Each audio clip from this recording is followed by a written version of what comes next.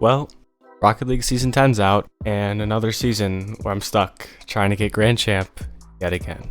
I've been stuck in Champ 3 for probably 5 or 6 seasons now at this point, and to be quite frank, I'm sick of it. I'm sick of being stuck in this rank with the inconsistency in gameplay, my inconsistency in gameplay. So we're turning it around. We're going to turn around the whole thing, and I'm going to lay out my plan for you guys, and if you guys want to use it too, go for it. I think it's a good plan, and I'll be talking about it more in depth in this video.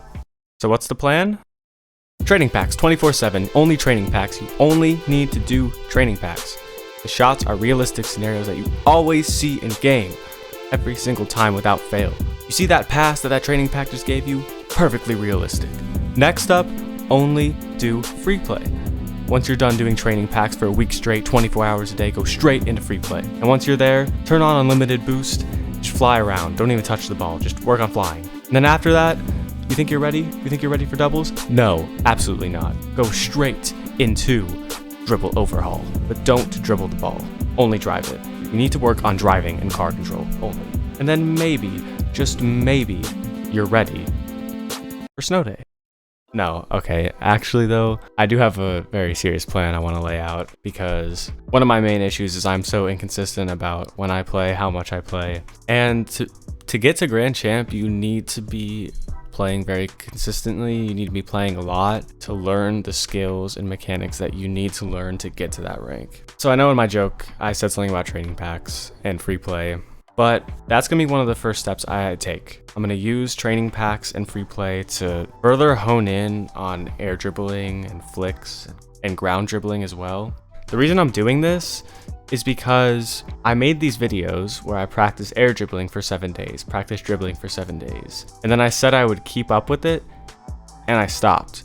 And once I stopped, my mechanics went right back to where they were. So I'm gonna be practicing those in the background.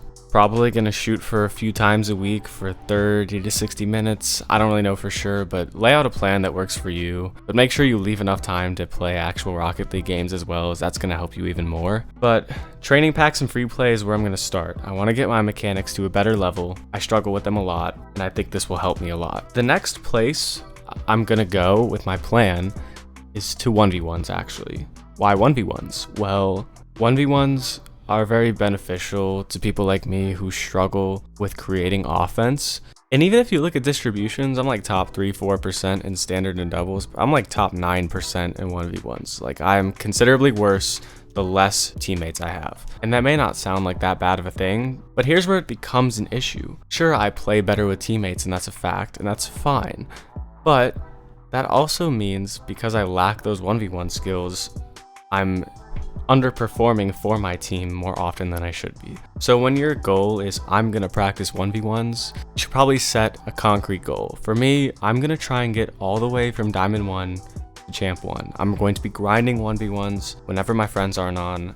That's all I'm gonna be playing when I play Rocket League. And it is a little unfortunate that with Rocket League, if you're not a pro player, your skill level is going to be judged by other people based off your rank. Even though it might not be the most accurate determining factor, there's not much for people to go off of besides your rank, and that's just how it is. So setting rank goals is good, just so you have something to work towards, because if you're just saying, oh, I'm going to play more 1v1s, and then you start to get frustrated with 1v1s, you're gonna be like, oh, well, I played enough. I accomplished my goal. But if you set a rank goal, when you get frustrated with 1v1s, inevitably, because everyone does, I feel like it's just something that happens, you get frustrated with the game. You're gonna be like, I want to stop, but I need to reach that goal if I wanna get better. And it'll push you farther. The next step, and I'm gonna call this the final step actually. It's really a 3-step plan.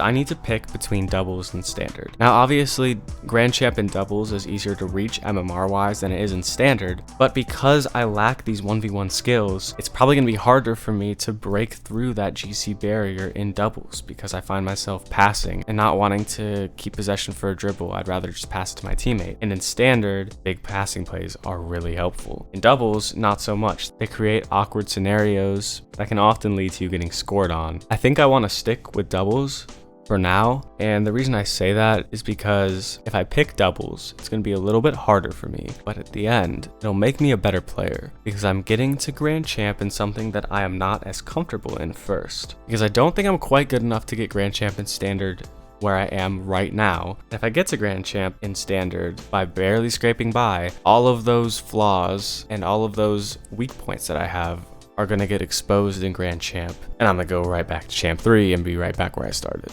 And to tie it all together, it's nice that I have all these goals, but I have to be consistent, and if you follow the same path, you have to be consistent as well. And by consistent, I don't mean you necessarily have to play every single day, but you can't take these long breaks. I've been in Champ 3 for so long, but I also go through spurts where I'll play Rocket League 8 out of 10 days, and then I'll take 7 days off. Well, by the time you come back from those 7 days, any skills you've been working on, most of the progress is gone. And it's unfortunate, and I hate to say that, but it's true. I would say make a rough schedule for yourself, and just pick a few days in a week where you're like, I'm going to get on Rocket League, and I'm going to do this, at least for part of it.